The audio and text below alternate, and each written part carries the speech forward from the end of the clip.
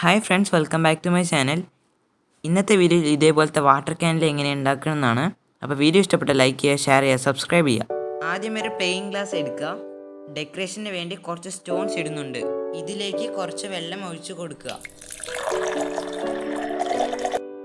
അതിൻ്റെ മേലെ കുറച്ച് ഓയിൽ ഒഴിച്ചു കൊടുക്കുക. ഞാൻ ഇവിടെ കോക്കനട്ട് ഓയിലാണ് ഉപയോഗിച്ചിരിക്കുന്നത്. അതിനുശേഷം പ്ലാസ്റ്റിക് ഷീറ്റ് റൗണ്ടായിട്ട് കട്ട് ചെയ്യണം. തിരിയിടാൻ വേണ്ടി സെൻറ്ററിൽ ഒരു ഹോൾ ഇട്ട് കൊടുക്കുക. തിരി അതിലേക്ക് ഇട്ട് കൊടുക്കുക.